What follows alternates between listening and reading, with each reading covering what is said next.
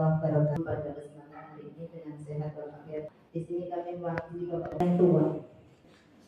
Dulu di sekolah harus ngajar. Kalau kosong katanya jadi nggak berkah. CGP-nya pasti banyak tugas, harus ngajari anak juga dan lain sebagainya. Dan membawa berkah ke Mas. Acara selanjutnya yaitu visi dan prakarsa perubahan sekolah yang akan dibantu langsung oleh Bapak Siswadi selaku pengajar. Assalamualaikum warahmatullahi wabarakatuh. Sebelumnya izinkan saya memperkenalkan diri, mungkin banyak yang belum kenal. Saya nama Siswadi, asli Karanganyar, lahir di Karanganyar, besar di Karanganyar. Alhamdulillah bekerja lama juga di Karanganyar, tapi untuk 2 tahun terakhir saya dipindah tugaskan di Kertajaya, di SD Kertajaya 01. Jadi nanti kalau salah ya dikoreksi. Baik Bapak Ibu, kain putih, kebaya ungu dipakai Bu Eni, cantik sekali. Terima kasih guru-guru SMP 3 dan Tulungagung sudah hadir di sini untuk diskusi. Diskusinya sendiri nanti beliau yang memimpin. Jadi yang pertama yang perlu saya sampaikan adalah bahwa kegiatan ini adalah kegiatan proses belajar CGP. CGP pada modul yang lalu juga mempelajari tentang visi guru penggerak. Jadi bagaimana seorang guru itu memiliki visi. Jadi sehingga di dalam bekerja itu ada greget, ada semangat untuk mewujudkan visi. Di dalam proses diskusi itu nanti panjenengan akan diajak oleh Bu Eni untuk mengisi kalimat rumpang, begitu ya Bu. Dari kalimat rumpang tersebut nanti dirumuskan satu visi, kemudian kita akan melihat apakah visi sekolah kita yang sudah ada ini sudah selaras dengan visi kita, begitu. Itu nanti bisa berkontribusi, memberikan pendapatnya di dalam merumuskan visi dan mengkritisi prakarsa perubahan yang dibuat oleh Bu Eni sebagai calon guru penggerak. Begitu. Itu adalah pusat perhatian kita. Ya, visi itu harus berbasis pada kekuatan kita, berbasis pada potensi yang kita miliki. Maka nanti di kalimat rumpang itu ada potensi siswa kita itu seperti apa, potensi guru seperti apa, pemahaman guru terhadap pendidikan itu seperti apa. Susun dirumuskan dalam kalimat yang deskriptif dan inspiratif. Jadi ketika seseorang membaca rumusan visi itu, dia akan tergerak untuk mewujudkannya, terinspirasi. Terima kasih kepada Bapak Siswadi. Acara selanjutnya yaitu diskusi visi dan prakarsa perubahan sekolah yang akan langsung dipimpin oleh Ibu Eni Purwati SPD. Terima kasih Bapak ini. Dan sebelumnya, Assalamualaikum warahmatullahi wabarakatuh. Terima kasih kepada saya sambil berdiri. Sebelum diskusi kita mulai, kita lihat video.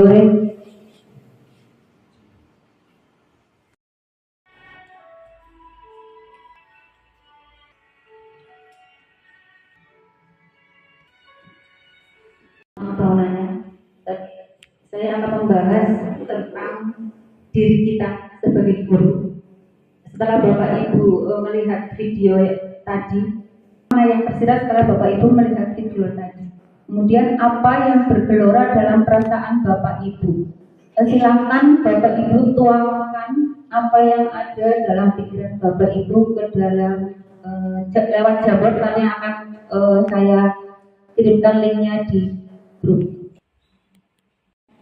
Untuk pertanyaan nomor 1, itu makna yang tersirat. Jadi ketika melihat video tersebut, kita melihatnya bahwa dari 1, 2, 3 itu yang satu jawabannya itu secara general, itu yang kedua sudah mulai masuk ke isinya, dan yang ketiga itu sudah visioner ke depannya.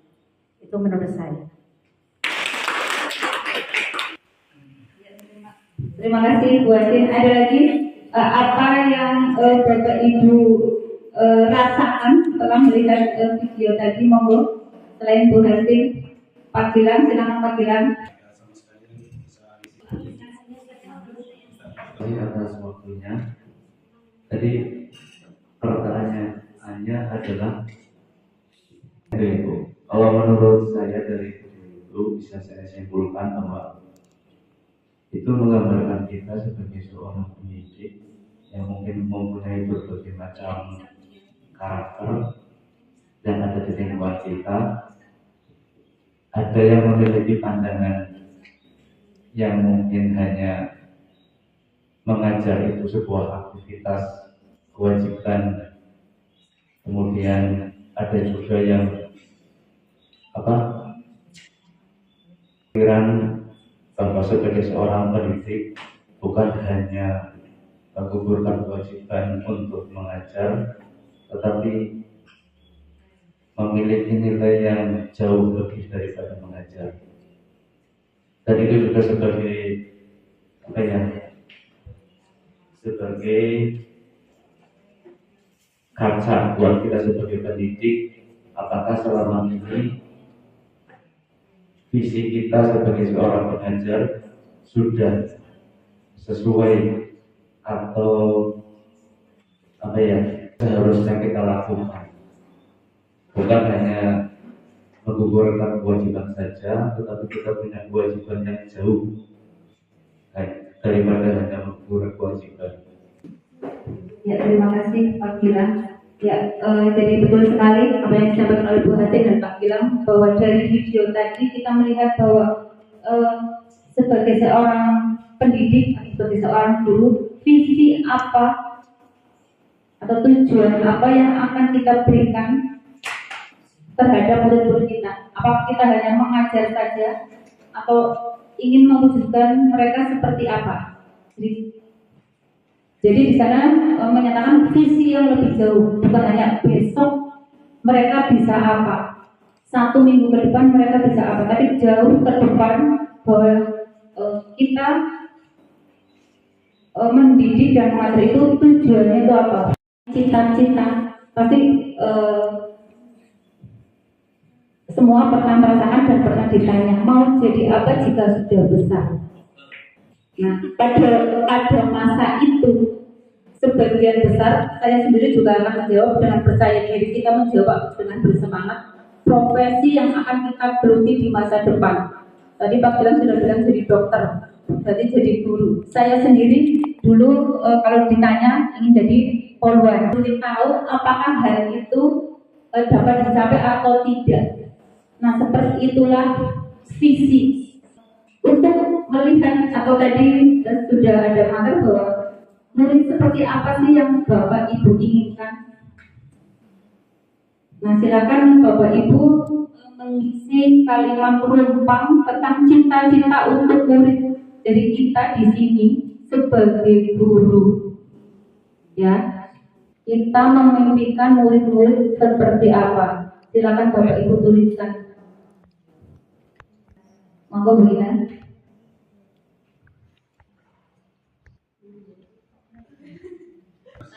Plus menuliskan kita memimpikan murid-murid yang bagaimana, yang cerdas dan aktif. Pas menyampaikan Nolita Sofiana Hikmah, saya memimpikan murid-murid yang cerdas, berkarakter baik, sopan dan santun.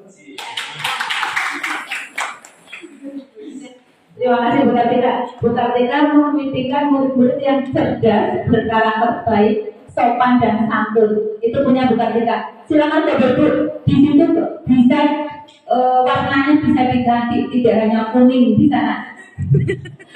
Anak-anak bajunya kuning terus kuning. Di sana ada banyak warna, silakan mengeser Presiden Bu Kartini tadi memimpikan, kan tadi sudah mencatat, tinggal baca tulisnya. Terima kasih. Perkenalkan, nama saya Ibu Jian. Saya juga dari kertas saya Pak, Bapak ke sana lewat. Oh, nggak apa-apa nggak, cuma rumahnya yang di sana Pak, rumah orang. Ya, tadi seperti apa? Mungkin Bapak Ibu dulu hampir sama ya. Tentunya menginginkan murid satu yang berkarakter. Kemudian yang kedua tadi saya menuliskan murid yang berilmu pengetahuan. Mungkin nanti di situ sudah termasuk cerdas juga di dalamnya. Jadi tidak hanya ya ilmu pengetahuan saja di sekolah, tapi ilmu yang lain juga dimiliki. Terima kasih. Terima kasih semuanya. Dan bahagia. Kemudian ada yang cerdas, berakhlak mulia, kreatif. Ya mungkin ada tambahan selain sebelum berbagi ini, ada tambahan untuk karakter yang kemudian pengadaan buku, baik itu fiksi dan non fiksi perpustakaan, kemudian membuat proyek baca di perpustakaan adanya coklat, kalau tidak permainan coklat di sana, jadi melatih siswa untuk dalam hal numerasi, dan ada juga di sana permainan ya, jadi itu pembiasaan yang sudah kita laksanakan untuk mewujudkan visi kita. HP sebenarnya, namun mulai dari semua yang kita laksanakan itu ke yang terakhir, yaitu kita ingin menunjukkan profil pelajar, kegiatan yang kita lakukan, visi yang kita punya, yang kita buat, kemudian pembiasaan yang kita buat, muaranya itu ke profil pelajar Pancasila. Bisa bermanfaat untuk saya, untuk Bapak Ibu semua, dan untuk kemajuan SMP Negeri 3 Gandrumangu. Terima kasih. Wassalamualaikum warahmatullahi wabarakatuh. Bu Edi memandu jalannya diskusi tentang visi guru penggerak. Bapak Ibu yang saya hormati, terima kasih juga Bapak Ibu sudah mengikuti diskusi dengan begitu semangat. Diskusinya berjalan dinamis dan banyak sekali pendapat atau masukan-masukan yang bisa kita olah sebagai informasi baru untuk kita merumuskan visi kita sendiri sebagai seorang guru. Dari visi kita sebagai seorang guru, nanti mudah-mudahan juga menjadi visi sekolah, visi bersama. Ibu Bapak yang saya hormati, izinkan saya untuk memberikan penguatan-penguatan dari hasil diskusi kita. Yang pertama, saya apresiasi karena diskusi di SMP 3 ini termasuk yang paling baik. Tepuk tangan untuk kami. Dari 5 kali saya melakukan pendampingan, di sini termasuk yang paling banyak kehadiran gurunya. Kemudian, walaupun kepala sekolahnya tidak bisa bergabung ya, tapi maklum saja karena kepala sekolah should perform. Tadi datang sebentar. Saya tadi ikut hadir sebentar. Kemarin Bu Warsono juga hadir sebentar. Kemudian di kepala SD itu malah pada izin. Saya sampai tanya mau pensiun kapan sih? Jawaban lebih sepuh. Ya, Bapak Ibu, sekali lagi terima kasih, ini termasuk yang paling baik lah. Ya, Bu, terima kasih Bu. Tetapi tadi saya belum lihat apa perubahan yang panjenengan gagas gitu ya, belum tampil di situ. Mudah-mudahan nanti bisa disampaikan lewat media yang lain ya, pada kesempatan lain. Jadi begini maksudnya, setelah kita itu memiliki visi, maka kita memiliki prakarsa perubahan. Apa yang akan kita lakukan pertama kali untuk mewujudkan visi tersebut. Jadi bukan visi itu bukan hanya angan-angan terus tadi ya, slogan saja terus kita tidak melakukan apa-apa. Ya saya percaya seorang guru pasti melakukan apa-apa. Tapi apa-apanya itu harus ada yang berbeda, yang namanya perubahan. Jadi perubahan-perubahan kecil yang panjenengan lakukan, Bu Eni lakukan di kelasnya, itu termasuk prakarsa perubahan. Jadi kita jangan membayangkan yang namanya perubahan itu ekstrim, perubahan total, perubahan yang sangat besar, revolusioner, itu tidak seperti itu. Kalau seperti itu ya kita akan mendapatkan penolakan dari teman-teman, namanya resistensi dari teman-teman. Jadi perubahan-perubahan itu kecil yang bisa kita lakukan, yang ringan-ringan, tetapi betul-betul dilakukan secara konsisten di kelas. Dari lingkup kelas itu nanti kemudian akan dilihat oleh teman-teman dan mudah-mudahan teman-teman itu tergerak. Jadi guru penggerak kan bergerak menggerakkan teman-teman. Misalnya Bu ini melakukan perubahan di kelas yang tadinya kelasnya itu membuat anak-anak itu pusing, takut, ya kelasnya serem. Kalau Bu ini datang itu semuanya pada diam, tidak ada yang berani ngomong. Kemudian berubah menjadi kelas yang menyenangkan. Ketika Bu ini datang, anak-anak senang. Kemudian ketika Bu ini mengajar, banyak SBK, banyak kegiatan yang membuat anak-anak itu tertarik, terlibat secara sosial emosional, sehingga kelasnya menjadi kelas yang menyenangkan. Itu perubahan seperti itu yang diharapkan, langsung mengena kepada anak. Nah, ketika melakukan seperti itu, kemudian teman-teman guru yang lain itu ikut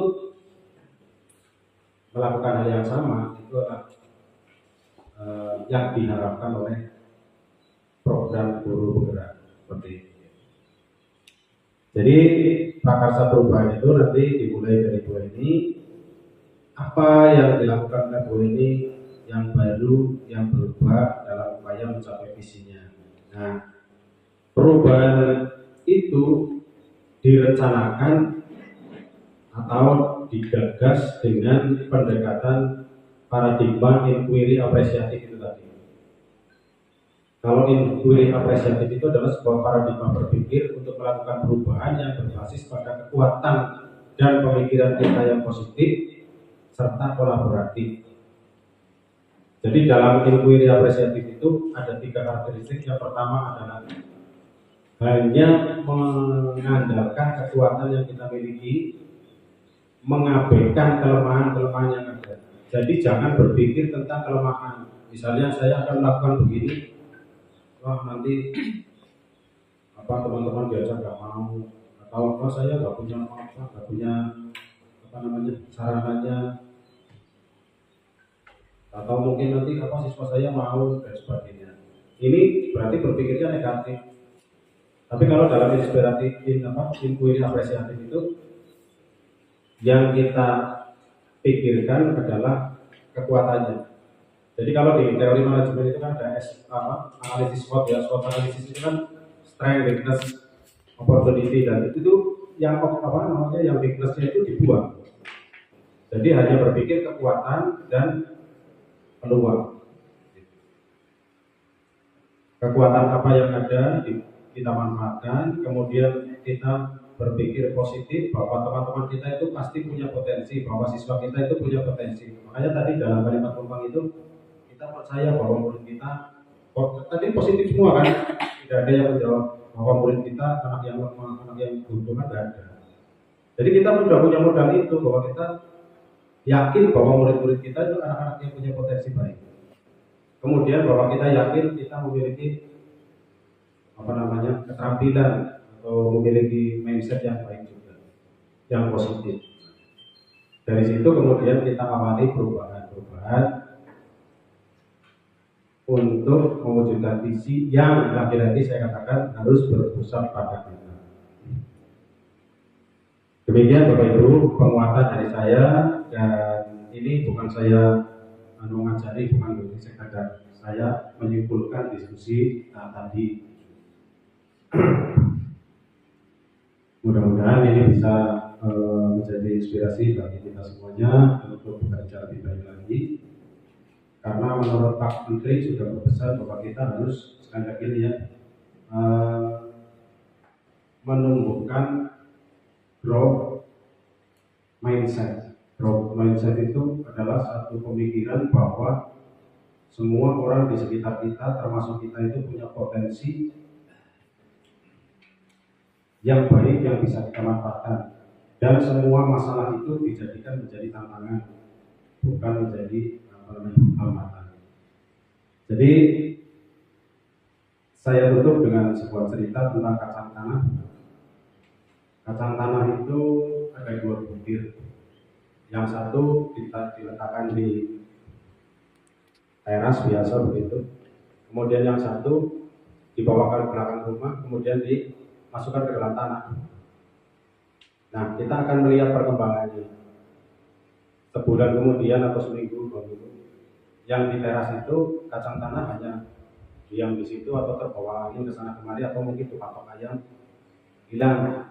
Sementara yang di belakang ditanam itu dihimpit oleh tanah, kemudian dia akan berproses tumbuh keluar menjadi lembaga dalam kelemahan yang ada, kemudian tetap dia bertahan hidup, tumbuh menjadi tanaman baru kacang tanah, dan kemudian dari situ tumbuh kacang tanah yang baru dan bermanfaat untuk kehidupan makhluk yang lain.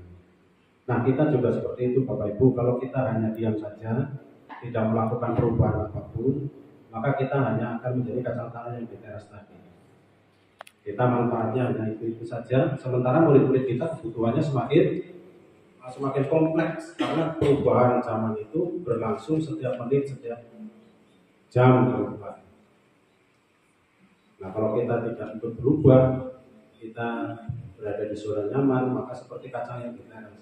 Tetapi kalau kita mau berubah, mau sedikit ada usaha, ada belajar, ada kerja keras, maka kita yakin akan menjadi guru-guru yang menginspirasi murid-murid kita. Demikian Bapak Ibu, motivasi untuk kita bersama.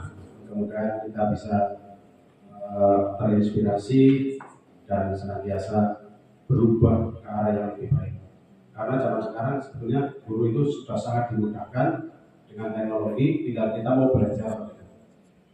Kalau dulu kita mau belajar, membuat RPP itu sudah mikir sendiri, sekarang dengan memanfaatkan AI ya, itu semuanya bisa dikerjakan dengan sangat mudah. Membuat video, membuat modul belajar, membuat soal, tinggal pilih saja mau model seperti apa, yang mengerjakan itu AI ya, artificial intelligence di aplikasi banyak sekali. Dan saya mengganggu waktu panjenengan semuanya, dan apabila ada tutur kata saya kurang berkenan, mohon dimaafkan. Saya akhiri bila taufiq wal hidayah. Assalamualaikum warahmatullahi wabarakatuh. Bapak Ibu, untuk panjenengan yang punya kegiatan lain, monggo dipersilakan. Saya ada. Mari teman-teman kita beri tepuk tangan yang meriah. Pada pagi ini sangat menarik dan menginspirasi. Jadi marilah Bapak Ibu semua kita menjadi kembali makna hidup kita dan harapan kita sebagai pendidik, karena marilah kita mendesain lingkungan belajar yang memungkinkan punya murid yang mandiri dan berkarakter dan memiliki motivasi yang tinggi. Karena harapan kita adalah visi kita, dan visi kita adalah masa depan murid kita, dan masa depan murid kita adalah masa depan bangsa kita ini. Marilah kita tutup acara pada pagi ini dengan bacaan hamdalah.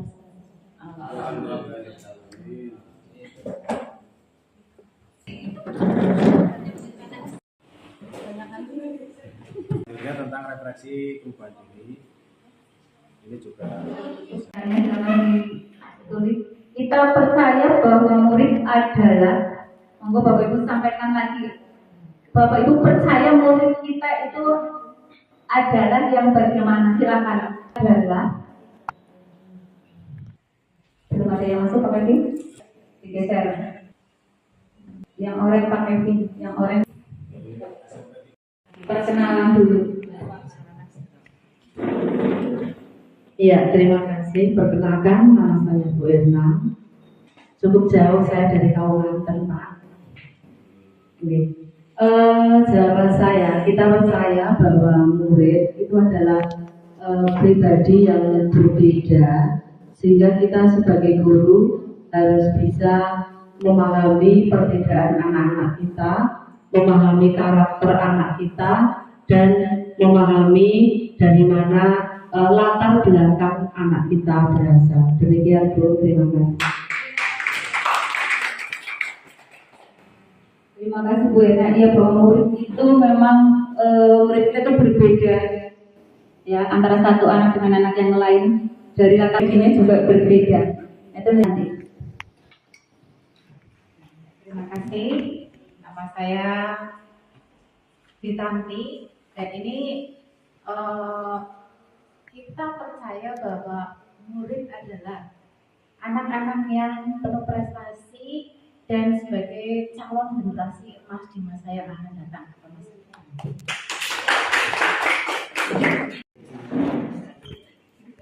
Ya, Assalamualaikum warahmatullahi wabarakatuh. Perkenalkan, nama saya Devi Pak dari Karanganyar. Ya. Tadi pertanyaannya di sekolah kita mengutamakan apa? Saya menjawab kedisiplinan dan sopan santun. Karena yang paling utama itu adalah sopan santun, itu jelas dari karakter, itu akan berpengaruh ke semuanya. Dan kedisiplinan juga merupakan salah satu yang sangat diutamakan karena nanti kedisiplinan mempengaruhi ke perilaku dan nilai juga. Terima kasih Pak. Selanjutnya sudah banyak yang mau menyampaikan lagi. Kemudian, terima kasih. Nama saya Dian, alamat Karanganyar RT 4 RW 3. Untuk di sekolah yang diutamakan adalah kalau menurut saya yang pertama sopan santun, yang kedua tanggung jawab. Begitu. Karena kalau sopan santun adalah itu memang dari perilaku kita, dan untuk anak juga harus memiliki perilaku seperti itu. Kemudian yang kedua adalah tanggung jawab. Apa yang kita laksanakan, apa yang kita perbuat itu harus dipertanggungjawabkan. Itu. Terima kasih. Terima kasih ya. Saya mengisi bahwa pendidikan itu penting untuk masa depan. Jadi ketika anak bersekolah itu mengetahui bahwa ilmu pendidikan itu penting untuk masa depan anak tersebut, gitu ya. Karena kita ketahui bahwa kita bahagia di dunia itu butuh ilmu, di akhirat juga butuh ilmu. Jadi ketika anak sekolah, tentunya di jenjang pendidikan sekolah menengah pertama itu mengetahui bahwa pendidikan itu penting untuk masa depannya, gitu Bu. Jadi murid-murid berangkat ke sekolah dan mereka sudah sadar bahwa murid-murid kita. Jadi kita ya sebagai warga sekolah yakin betul semuanya harapan untuk murid-murid dan murid.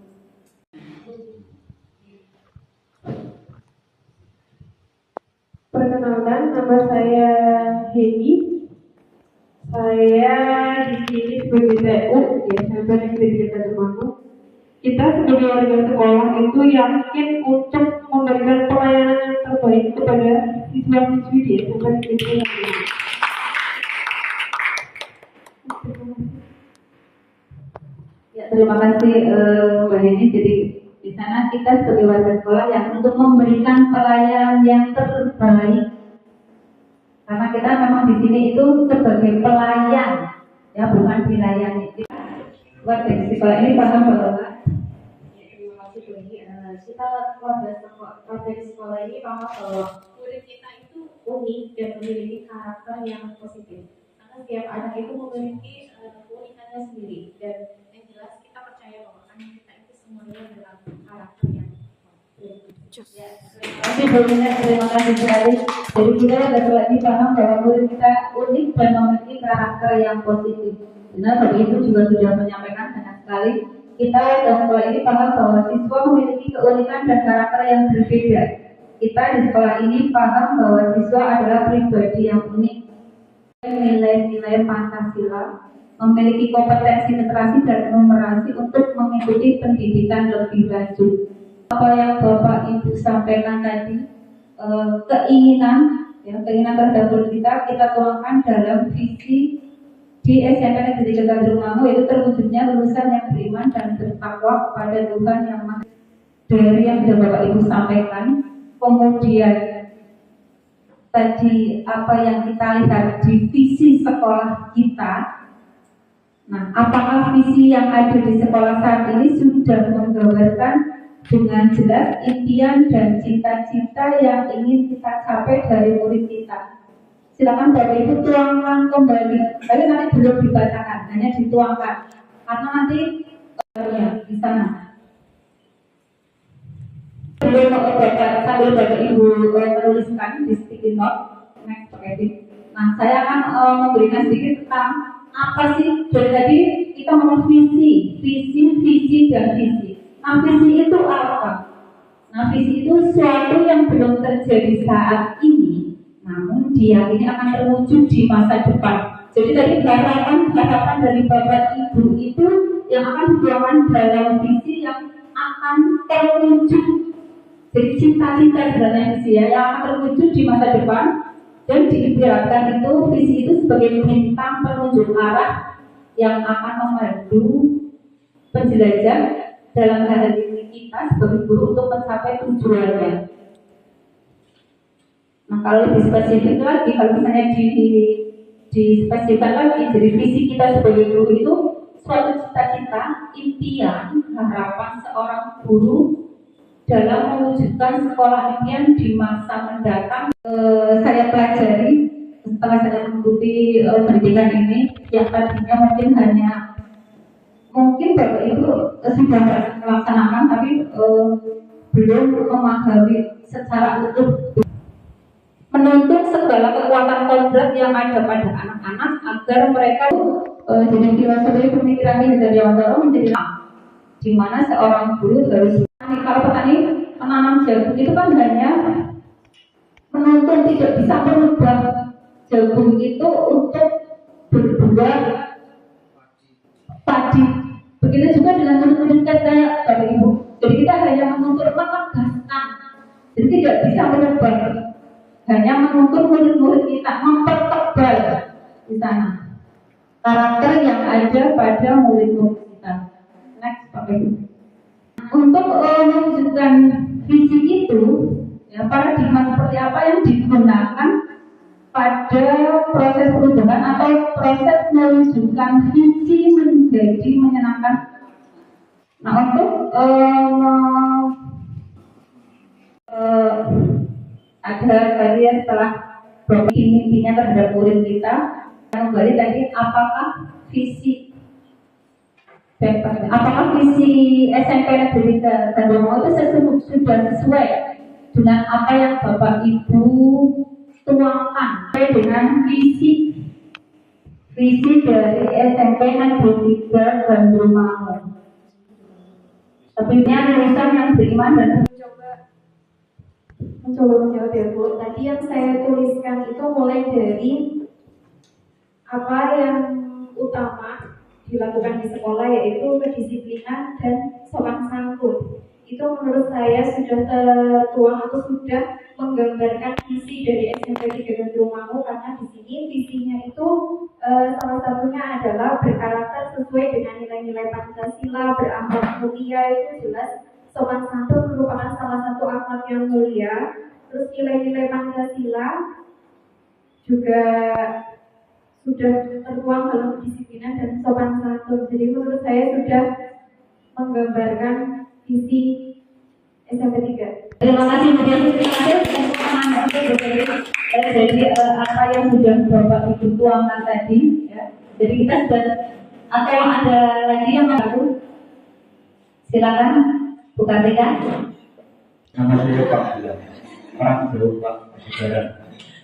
Ya, menanggapi itu, tadi saya juga di bagian mengisi ruang, saya mengisi yang pertama itu saya pembentukan pertama itu di akhlak Bu. Jadi sesuai dengan visi, di visi kita kan tadi ada pembentukan akhlak mulia. Kemudian Untuk yang sesuai dengan nilai-nilai Pancasila juga saya tadi menuliskan hampir atau nilai-nilai Pancasila itu tertulis di dalam pengisian apa? Jadi apa yang saya tuliskan dengan visi SMP 3 sudah menurut saya sudah cukup sesuai. Belum pelajaran dan kegiatan keagamaan hari besar agama. Itu contohnya. Mungkin ada tambahan yang mau disampaikan selain Bu Fadilah. Selain berdoa, bersolat jamaah, untuk kegiatan keagamaan juga kami mengikuti kegiatan seperti kita lomba-lomba di luar, seperti lomba-lomba keagamaan, aksi dan sebagainya. Terus ada Asmaul Husna setiap Jumat yang dipimpin oleh anak-anak secara bergiliran dari kelas ke kelas. Kemudian untuk azan juga sistemnya piket dari kelas ke kelas bergantian, sehingga yang anaknya yang tadinya tidak bisa menjadi bisa. Terus ada juga tadarus Al-Quran, kemudian untuk teman-teman yang bukan muslim juga ketika teman-teman tadarus juga beliau teman-teman tersebut yang bukan muslim mengikuti bimbingan dengan guru yang sesamanya begitu. Jika tidak ada pun kita ada anak kita kelas 9 itu memiliki kepercayaan, memiliki agama kepercayaan. Ya, jadi beliau juga kita fasilitasi tetap tidak ada perbedaan di antara kita. Terima kasih. Karena anak-anak berkreasi untuk membuat kerajinan dari bahan ranting pohon. Biasanya selain